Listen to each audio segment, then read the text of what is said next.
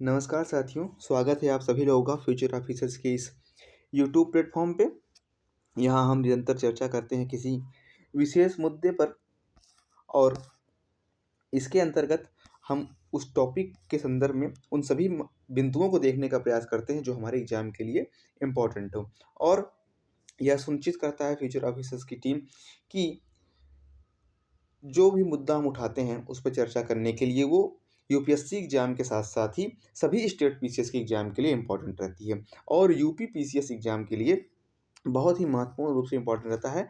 तो उस पर हम प्री के फैक्ट के साथ साथ मेंस के बिंदुओं की चर्चा करते हुए चल आगे बढ़ते हैं। और आज के इस future officers at the update programme का जो विषय है वो है COP30, जो हाल ही में ब्राज़ील के बेलम में संपन्न किया जा रहा है।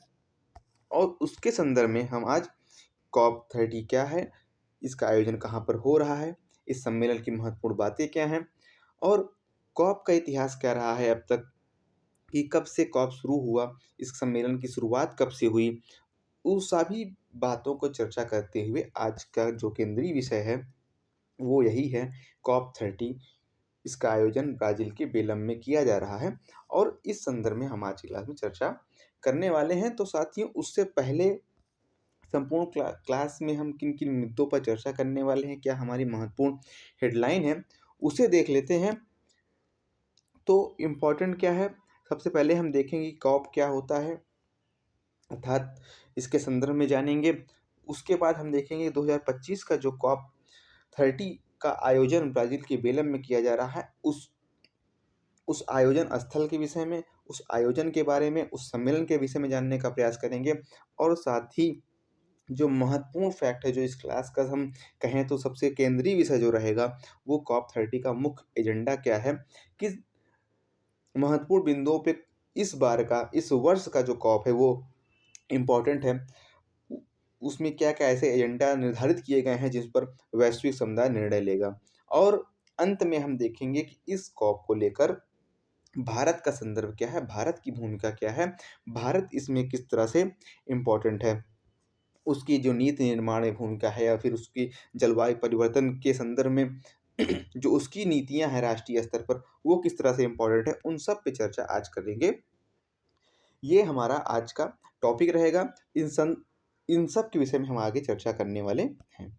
तो आगे बढ़ते हैं और एक एक बिंदु को, एक एक पॉइंट को देखने का प्रयास करेंगे। तो सबसे पहले हम जानते हैं कॉप क्या है, पृष्ठभूमि क्या है इसकी, और अन्य विशेष पॉइंट इसके संदर्भ में जानने का प्रयास करेंगे। तो साथियों, कॉप का आशय है, अर्थात COP conference of the parties, यह सम्मेलन UNFCCC के तहत होती है। तो फुल फॉर्म की बात करें तो कॉप का फुल फॉर्म है कॉन्फ्रेंस ऑफ पार्टीज। यहाँ पार्टीज का आशय उन देशों से हैं जो इसके सदस्य हैं, वो एक पार्टी के रूप में यहाँ पे शामिल होते हैं और अपनी भूमिका निभाते हैं। निर्णय निर्णय निर्माण में उनकी भूमिका होती है, नीति निर्धारण में उनकी भूमिका होती है। तो इसकी शुरुआत क्या है, कब से हुई, इसकी पृष्ठभूमि क्या है। तो साथियों, कॉप की शुरुआत 1990 के दशक में हुई थी। कब हुई थी, जब 1992 में रियो अर्थ समिट में UNFCCC का गठन किया गया था। इसका फुल फॉर्म क्या है कि UNFCCC का जो फुल फॉर्म है वो है United nation framework convention on climate change, का गठन 1992 में रियो अर्थ समिट में किया गया था। और यह जो सम्मेलन है, यह सभी देशों के एक प्लेटफॉर्म देता है जहां पर सभी देश मिलकर जलवायु परिवर्तन, कार्बन उत्सर्जन, वैश्विक तापन जैसे मुद्दों पर निर्णय लेते हैं। और ये जो चुनौतियां हैं जिससे वैश्विक समुदाय निरंतर जो है, या कि कहें तो प्रभावित है, और ये एक समस्या ऐसा बन चुका है जिससे का निर्धारण करना, जिसका निदान करना वैश्विक समुदाय के लिए आवश्यक है। क्योंकि किसी एक देश की जो औद्योगिक नीतियां हैं, किसी एक देश का जो विकास की नीतियां हैं, किसी एक देश के द्वारा जो वैश्विक स्तर पर उत्सर्जन किया जा रहा है, उससे केवल वही देश प्रभावित नहीं होता, उससे दुनिया के सभी देश या पूरी हम कहें तो मानवता प्रभावित होती है। तो उस संदर्भ में सबके लिए आवश्यक है कि वो मिलकर इसके निदान के लिए निर्णय लें। तो कॉप एक ऐसा सम्मेलन है जहाँ पर सभी देश मिलकर जलवायु परिवर्तन जैसे मुद्दे पर, कार्बन उत्सर्जन जैसे मुद्दे पर मिलकर ये निर्धारित करते हैं कि इसके शमन के लिए या इसके प्रति अनुकूलन के लिए, इसके निदान के लिए, इन समस्याओं को समाधान के लिए किस प्रकार से नीतियों का निर्माण किया जाए और सभी देशों अर्थात विकसित देश, विकासशील देश, इन सब की भूमिका किस प्रकार से होगी, इस पर निर्णय लिया जाता है। तो ये आयोजन हर वर्ष किया जाता है जिससे जलवायु परिवर्तन की जो चुनौतियाँ हैं, वैश्विक तापन की जो चुनौतियाँ हैं, उनको उनका निदान किया जाए। तो इस वर्ष का जो कॉप है 2025 का जो कॉप 30 है, उसका आयोजन और उस संदर्भ में कि आयोजन कहाँ पर किया जा रहा है और किस लिए ये इम्पोर्टेंट है, उसके बाद अगर हम अगली हेडिंग जो है हमारी उस पर बात करें, तो साथियों कॉप 30 का आयोजन 2025 में जो हो रहा है, इसका आयोजन बेलम शहर जो ब्राज़ील में है, वहाँ पे हो रहा है और यह आयोजन 10 से 21 नवंबर तक आयोजित होगा। तो 2025 का जो कॉप है, उसका जो आयोजन है, ब्राज़ील के बेलम में हो रहा है और 10 से 21 नवंबर तक इसका आयोजन होगा। और इस वर्ष का सम्मेलन ख़ास है, कई मुद्दों पर ऐसी चर्चा निकल कर सामने आई है कि जो कॉप 30 का जो आयोजन है 2025 का, ये कई ऐसे महत्वपूर्ण बिंदु हैं जिनके इसे बहुत ही विशेष सम्मेलन बताया जा रहा है। क्योंकि जो चुनौतियाँ हाल के वर्षों में देखी गई हैं, जलवायु परिवर्तन चरम पर है, तापमान वृद्धि तेज़ी से हो रही है, मौसम चक्र में परिवर्तन देखने को मिल रहा है, समुद्र स्तर में वृद्धि देखने को मिल रही है, कई ऐसे द्वीपीय देश हैं जिनके लिए संकट की स्थिति है, ग्लेशियर संकट की स्थिति है, ग्लेशियर तेज़ी से पिघल रहे हैं, नदियाँ का प्रवाह या कहीं बढ़ जा रहा है अचानक से या फिर नदियाँ सूख जा रही हैं, अचानक से हमें बाढ़ देखने को मिल जाता है, अचानक से हमें तेज़ी से सूखा देखने को मिल जाता है। तो ये मौसम चक्र का जो परिवर्तन है, निरंतर जो हमें इस समय चक्रवात देखने को मिल रहे हैं, आए दिन हमें चक्रवाती घटनाएँ देखने को मिल रही हैं। तो हाल के वर्षों में इन चुनौतियों को देखते हुए यह जो सम्मेलन है कॉप 30 इस वर्ष का बहुत ही इम्पोर्टेंट है और ऐसा उम्मीद किया जा रहा है कि इन सभी मुद्दों पर वैश्विक समुदाय मिलकर एक ऐसे निर्णय पर पहुँचेंगे जहाँ पर इन सब के समाधान के लिए इस जलवायु परिवर्तन की जो चुनौतियाँ हैं उनके अनुकूलन के लिए, उसके शमन के लिए कुछ नीति निर्धारित ऐसा किया जाएगा जिससे हम इसके प्रति अनुकूलन स्थापित कर सकें। और विशेष बात इसलिए भी है कि जो आयोजन है ये अमेज़न क्षेत्र में हो रहा है। अमेज़न क्षेत्र में हो रहा है और ये इसलिए भी ख़ास है क्योंकि अमेज़न ऐसा क्षेत्र है जिसे विश्व का फेफड़ा माना जाता है। इस क्षेत्र में आयोजन होना अर्थात जलवायु परिवर्तन की चुनौतियों से हम निपटने के लिए एक सम्मेलन का आयोजन कर रहे हैं और उसे ऐसे क्षेत्र में कर रहे हैं जहाँ पर विश्व का जिस क्षेत्र को विश्व का फेफड़ा माना जाता है। तो इसलिए भी ये आयोजन इम्पोर्टेंट है। आगे बढ़ेंगे हम। ये था कॉप 30 का 2025 का आयोजन कहाँ पे हो रहा है, कब से कब तक होगा और उस संदर्भ में उस क्षेत्र की क्या भूमिका है, उस पर चर्चा। अब हम इस क्लास के सबसे महत्वपूर्ण बिंदु पे चर्चा करने जा रहे हैं कि कॉप 30 अर्थात 2025 का जो आयोजन है, उसके मुख्य एजेंडा क्या है? किन बातों को लेकर, किन तथ्यों को लेकर वैश्विक समुदाय इकट्ठा हो रहा है और किन विषयों पर चर्चा करेगा और साथ ही अन्य क्या विषय हैं, उन सबको एक-एक करके हम देखेंगे। तो साथियों, कॉप 30 का जो आयोजन है, उसमें निम्नलिखित ऐसे प्रमुख विषय हैं, जिन्हें चर्चा का केंद्र बनाया गया है। एक-एक करके हम सबको देखेंगे। तो जो पहला पॉइंट है कि इसमें राष्ट्रीय रूप से निर्धारित योगदान अर्थात हर देश को अपनी जलवायु कार्रवाई की प्रतिबद्धता बढ़ानी है और अगले दौर के लक्ष्य को तय करना है। अर्थात किसी वैश्विक समुदाय इकट्ठे होकर यह निर्धारित करने का प्रयास करेंगे कि जो चुनौतियाँ हैं, वैश्विक तापन की, जलवायु परिवर्तन की, मौसम चक्र के परिवर्तन की, ग्लेशियर संकट की या फिर समुद्र स्तर में जो वृद्धि हो रही है, कार्बन उत्सर्जन में कमी करने की, इन सभी चुनौतियों पर वैश्विक समुदाय यह निर्धारित करेगा कि हर देश को अपने स्तर पर प्रयास करना होगा। हर देश अपनी नीति बनाएगा राष्ट्रीय स्तर पर और इसमें अपना लक्ष्य तय करेगा और इसे निर्धारित करने का प्रयास करेगा कि प्रतिबद्ध रूप से काम करने का प्रयास करेगा। तो ये पहला महत्वपूर्ण बिंदु है जिस पर कॉप 30 में जो इस वर्ष का आयोजन है, उसमें इस महत्वपूर्ण बिंदु पर चर्चा करने का विषय बनाया गया है। आगे बढ़ते हैं। जो दूसरा महत्वपूर्ण बिंदु है जलवायु वित्त के लेकर। जलवायु वित्त एक ऐसी चुनौती है, एक ऐसा मुद्दा है जहाँ पर विकसित देश और विकासशील देश आपस में विरोधी प्रवृत्ति देखने को मिलती है, क्योंकि जलवायु वित्त के लिए विकासशील देशों की मदद के लिए धन और स्रोत का प्रवाह की बात की जाती है, और इस संदर्भ में विकासशील देश विकसित देशों से ये उम्मीद करते हैं कि तकनीकी जो उच्च तकनीकी है उसके डेवलप के लिए या फिर जो विकसित देश है वो मदद करेंगे। जलवायु परिवर्तन से की जो चुनौती है उससे निपटने के लिए विकासशील देशों के पास न बेहतर तकनीकी है, न उस पर काम करने के लिए उनके पास इतना धन है कि वो उस तरह की आधारभूत संरचनाओं का विकास कर पाएँ, जिससे वो इस चुनौती का निदान कर सकें। तो विकसित देशों से ये उम्मीद की जाती है कि वो विकासशील देशों की मदद के लिए धन का स्रोत जो है वो उनकी तरफ ट्रांसफ़र करें या प्रवाह करें। तो ये इस मुद्दे पर भी COP30 में चर्चा का विषय रहेगा ये। और जो नेक्स्ट मुद्दा है वो है वन संरक्षण। तीसरा इम्पोर्टेंट पॉइंट जिस पर COP30 में चर्चा की जाएगी वो है वन संरक्षण और अमेज़न व अन्य संवेदनशील पारिस्थितिक तंत्र जो हैं, वनों की कटाई, इकट्ठा कार्बन, जैव विविधता, आदिवासी समुदाय को भागीदारी, अर्थात संपूर्ण रूप से वन संरक्षण का प्रयास किया जाएगा।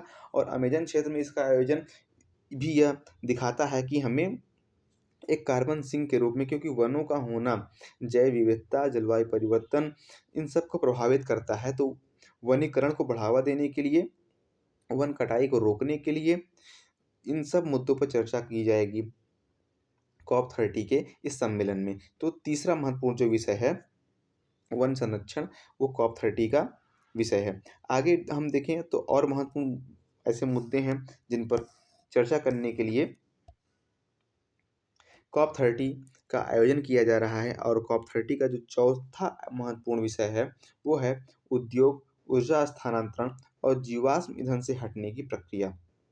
आगामी दशकों में जीवाश्म ईंधन उपयोग को कम करना, नवीकरणीय ऊर्जा को बढ़ावा देना, ये ऐसा महत्वपूर्ण विषय है जो COP30 के आयोजन में चर्चा का विषय रहेगा, क्योंकि प्रत्येक देश को अपने स्तर पर यह प्रयास करना होगा कि वो जीवाश्म ईंधन से हटकर नवीकरणीय ऊर्जा स्रोतों का उपयोग करें। पवन ऊर्जा, सौर ऊर्जा, इन ऐसे जो नवीकरणीय ऊर्जा स्रोत हैं, जल ऊर्जा, इनका उपयोग करें और कार्बन उत्सर्जन को कम करें। इससे जो है ये चर्चा का विषय रहेगा और भारत इसमें महत्वपूर्ण भूमिका निभा भी रहा है। आगे हम भारत के संदर्भ में जब चर्चा करेंगे तो भारत की जो नीतियाँ हैं उसे देखने का प्रयास करेंगे। तो केवल एक देश के प्रयास से ऐसा संभव नहीं है। तो सम्मेलन में ये चर्चा का विषय रहेगा कि प्रत्येक देश को अपने राष्ट्रीय नीति में ये निर्धारित करने का किया जाए कि जीवाश्म ईंधन से हटने की कोशिश तेज़ी से किया जाए और नवीकरणीय ऊर्जा के उपयोग को बढ़ावा दिया जाए। पाँचवा जो महत्वपूर्ण पॉइंट है सम्मेलन का वो क्या है कि अनुकूलन और हानि क्षति जो प्रभाव अब तक हो चुके हैं उनका मुकाबला कैसे होगा, विशेषकर कमज़ोर देशों में। तो इन सब प्रयासों के बाद एक जो पाँचवा महत्वपूर्ण मुद्दा सम्मेलन में चर्चा का विषय रहेगा वो ये है कि हानि जो जलवायु परिवर्तन अभी तक हो चुका है, जो वैश्विक चुनौती के रूप में जो ग्लोबल वार्मिंग हो गई या फिर मौसम चक्र का जो तेज़ी से परिवर्तन हो रहा है, इनके प्रति हम अनुकूलन कैसे स्थापित करें। जो सभी देश हैं, इनके प्रति कैसे अनुकूलन स्थापित करें, क्योंकि इन्हें विकास भी करना है और पर्यावरण क्षति को रोकना भी है। तो ऐसी तकनीक का विकास करना पड़ेगा कि जो अब तक के जलवायु परिवर्तन की चुनौतियाँ हो चुकी हैं, जो अब जैसे ग्लेशियर जो पिघल चुके हैं वो तो फिर से नहीं बनेंगे, उनको बनने में बहुत समय लगेगा। तो इन सब के प्रति जो परिवर्तन हो चुके हैं उनका अनुकूलन कैसे हो, और विशेष रूप से क्योंकि विकसित देश तो नई तकनीकियों की मदद से अपना विकास कर ले रहे हैं, अपनी चुनौतियों को निपटने में सक्षम हो सकते हैं। क्योंकि अगर बारिश नहीं हो रही है तो वो क्लाउड सीडिंग कर रहे हैं, कृत्रिम बारिश का विकल्प ले रहे हैं। लेकिन जो विकासशील देश हैं, जो अल्प विकसित देश हैं, वो इन चुनौतियों से कैसे निपटेंगे? वो बाढ़ आ जाए या फिर अचानक सूखा पड़ जाए, तो इन चुनौतियों से वो कैसे निपटेंगे? ये चर्चा का विषय महत्वपूर्ण रूप से COP30 सम्मेलन में है। तो ये मुख्य एजेंडा था जिसके केंद्रीय विषय के रूप में जो COP30 का आयोजन होगा। ये 5 पॉइंट आपके लिए बहुत ही इम्पोर्टेंट है। आगे बढ़ेंगे हम और हम देखेंगे भारत का संदर्भ क्या है। हमने अभी तक क्या देखा कि जो COP30 का आयोजन कहाँ पे हो रहा है, COP क्या होता है, उसकी पृष्ठभूमि क्या है और वर्तमान में जो 2025 का जो COP30 आयोजित हो रहा है ब्राज़ील के बेलम में, उसमें कौन से ऐसे विषय हैं जिन्हें चर्चा का केंद्र बनाया गया है और सभी देश उस पर चर्चा करने वाले हैं, किन महत्वपूर्ण बिंदुओं पर, उन सब की चर्चा हमने अब तक कर ली। तो आगे हम देखने का प्रयास करेंगे कि भारत का विश्व संदर्भ में कि भारत की भूमिका COP30 में क्या रहने वाली है। इंडिया के लिए तो साथियों, इंडिया के लिए यह COP बहुत ही महत्वपूर्ण है। ये जो सम्मेलन है कॉन्फ्रेंस ऑफ पार्टीज, भारत के दृष्टिकोण से बहुत महत्वपूर्ण है क्योंकि भारत एक प्रमुख विकासशील देश है और उसके सामने कई चुनौतियां हैं विकासशील देश के रूप में। विकास बनाम पर्यावरण रक्षा का संतुलन, क्योंकि भारत जैसे विकासशील देश को विकास भी करना है, आधारभूत संरचनाओं का विकास करना है और इसमें भी पर्यावरण चुनौतियाँ उत्पन्न होती हैं। अगर वो जैसे उत्तराखंड का क्षेत्र हो गया, हिमाचल प्रदेश का क्षेत्र हो गया, ऐसे क्षेत्रों में जब हम आधारभूत संरचनाओं का विकास करते हैं तो जो वहाँ का पारिस्थितिक तंत्र है, जो वहाँ का पर्यावरण है, उसे नुकसान होता है। तो इन चुनौतियों को कैसे निपटा जाए, विकास और पर्यावरण संरक्षण में किस तरह संतुलन स्थापित किया जाए, ये भारत के लिए चुनौती है। तो भारत इस मुद्दे पर वैश्विक समुदाय के लिए सामने रखेगा और न केवल अपने लिए बल्कि वैश्विक दक्षिण की आवाज़ उठाने का ऐलान किया है भारत ने। भारत विकासशील देशों के प्रमुख नेता के रूप में अगर हम बोले तो भारत वैश्विक दक्षिण की आवाज़ उठाने का प्रयास करेगा तथा जो विकसित देश है उनके समक्ष भारत ये प्रस्ताव रखेगा कि विकास बनाम पर्यावरण संरक्षण को जो रक्षा है उसमें किस तरह से संतुलन स्थापित किया जाए। न केवल भारत के लिए बल्कि जो वैश्विक दक्षिण है, जो ग्लोबल साउथ है, उन सब की चुनौतियों के संदर्भ में भारत यहाँ पे चर्चा करने वाला है। भारत के लिए और क्या इम्पोर्टेंट पॉइंट है? तो साथियों, भारत यह प्रयास करेगा कि समान लेकिन विभेदित दायित्व तथा CBDRRC को फिर से मजबूत करने पर जोर दिया जाए। भारत के लिए मतलब एक विकासशील देश के रूप में भारत यह प्रयास करेगा कि विकसित देश पहले इमिशन को कम करें अर्थात विकसित देश पहले उत्सर्जन को कम करें। जो औद्योगिक विकास तेजी से विकसित देशों में हो रहा है, वो उस पर कंट्रोल करें और नेक्स्ट है कि डेवलपिंग देशों को अधिक फाइनेंस और टेक ट्रांसफर मिले। अर्थात भारत इस बात पे महत्वपूर्ण रूप से इस सम्मेलन में जोर देने का प्रयास करेगा कि जो विकसित देश हैं, पहले वे अपने उत्सर्जन को कम करें। उनके द्वारा जो औद्योगिक विकास किया जा रहा है तेज़ी से, जो कार्बन का उत्सर्जन किया जा रहा है तेज़ी से, वो पहले उस पर कंट्रोल करें और साथ ही जो विकासशील देश हैं, उनको आर्थिक सहायता प्रदान किया जाए, उनको तकनीकी सहायता प्रदान की जाए। तब विकासशील देश सक्षम हो सकेंगे जलवायु परिवर्तन की चुनौतियों से निपटने के लिए। तो ये भारत का ये प्रयास रहेगा इस सम्मेलन में इन मुद्दों को उठाने के लिए। तो क्या भारत केवल इस तरह से केवल आवाज़ उठाने का प्रयास कर रहा है? भारत की अपनी कोई नीति है जिसके तहत भारत इस तरह से अपने स्तर पर, व्यक्तिगत स्तर पर इस जलवायु परिवर्तन की चुनौती से निपटने के लिए प्रयास कर रहा है? तो साथियों, इस संदर्भ में भारत की नीति है एनडेसी नीति, जिसे भारत ने 2022 में अपनाया था और इसमें लगातार संशोधन भी होते रहे हैं और भारत ने ये सुनिश्चित किया है जैसे क्या कौन-कौन से टारगेट हैं भारत के, तो भारत ने नेट ज़ीरो का टारगेट सेट किया है 2070 तक। 2070 तक भारत का लक्ष्य है कि भारत कार्बन उत्सर्जन में नेट ज़ीरो के टारगेट को प्राप्त कर लेगा। साथ ही कार्बन उत्सर्जन में 2030 तक 45% की कमी का लक्ष्य भारत ने निर्धारित किया है। लाइफ फॉर एनवायरनमेंट, लाइफ जो इनिशिएटिव है ये भारत सरकार की है। अर्थात भारत न केवल राष्ट्रीय नीतियों के द्वारा बल्कि व्यक्तिगत स्तर पर आम आदमियों को भी इस संदर्भ में वह जो जलवायु परिवर्तन है उनसे निपटने के लिए व्यक्तिगत स्तर पर प्रयास प्रयास करने का जो पहल है उसे प्रारंभ किया है, जिसका नाम है लाइफ फॉर एनवायरनमेंट। अर्थात प्रत्येक व्यक्ति अपने स्तर पर इस तरह का प्रयास करे कि जो पर्यावरण को नुकसान हो रहा है उससे वो दूर रहे। भारत ने 50% बिजली उत्पादन क्षमता गैर जीवाश्म ईंधन से प्राप्त करने का लक्ष्य निर्धारित किया है। कार्बन सिंक को बढ़ावा दिया जा रहा है भारत सरकार के द्वारा। वन कवरेज में वृद्धि की जा रही है अर्थात तेजी से वनीकरण किया जा रहा है। तो ये भारत की नीतियाँ हैं, भारत के प्रयास हैं। जो भारत अपने स्तर पर कर रहा है। तो हम इससे ये देखने को मिलता है कि भारत केवल अब वैश्विक दक्षिण के जो वैश्विक ग्लोबल साउथ है, उसकी आवाज़ उठाने का प्रयास नहीं कर रहा है, केवल विकसित देशों को चुनौती नहीं दे रहा है कि वो हमें आर्थिक सहायता दें या तकनीकी सहायता दें, बल्कि भारत इस तरह का प्रयास अपने स्तर पे भी कर रहा है जलवायु परिवर्तन से निपटने के लिए। तो ये रहा था भारत का संदर्भ जो कॉप सम्मेलन है, उसके संदर्भ में। साथ ही कॉप 30 से क्या अपेक्षाएँ की जा रही हैं, अर्थात इतना महत्वपूर्ण सम्मेलन जो हो रहा है 2025 का, उससे क्या अपेक्षाएँ की जा रही हैं कि किस तरह के निर्णय हमारे सामने निकल कर आएँगे? क्योंकि 21 नवंबर तक ये सम्मेलन चलने वाला है, तो 1 या 2 दिन में इस सम्मेलन की क्या महत्वपूर्ण उपलब्धियाँ हैं, ये सामने आ जाएँगी, उस पर हम चर्चा करेंगे।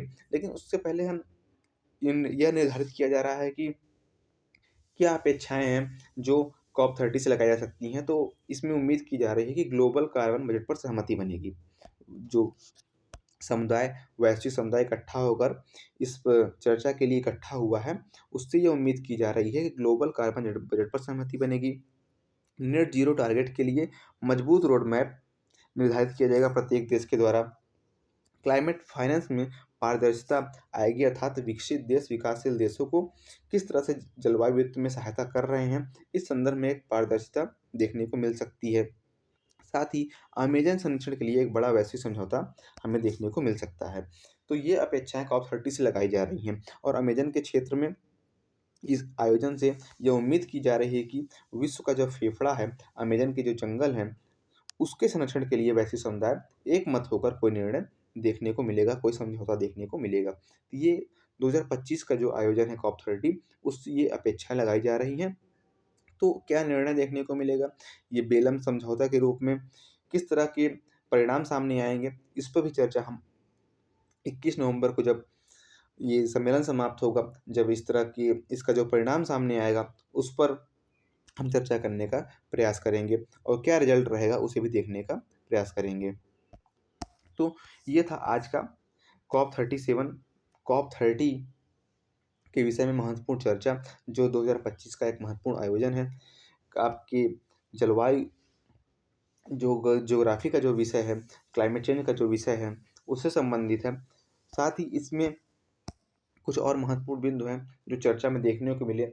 जलवायु परिवर्तन पर जो ये सम्मेलन हो रहा है, उसमें इसकी आलोचना देखने को मिली कई मुद्दों पर और इसमें कुछ पहल भी देखने को मिले हैं, उस पर चर्चा कर लेते हैं। तो साथियों, विश्व वन्यजीव कोष और ग्रीन पीस ने संयुक्त राष्ट्र से संयुक्त राष्ट्र जो ये सम्मेलन है कॉप 30 जलवायु शिखर सम्मेलन में देशों से 2030 तक वनों की कटाई को समाप्त करने और उलटने के लिए एक रोड मैप पर सहमत होने का आग्रह किया है।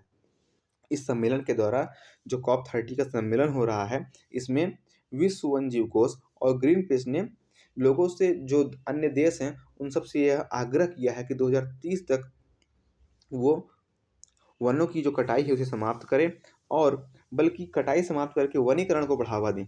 उन्हें उलटने अर्थात वनीकरण को बढ़ावा देने के लिए एक रोड मैप तैयार करें, ऐसा आग्रह वो वन्यजीव कोष और ग्रीन पीस ने किया है।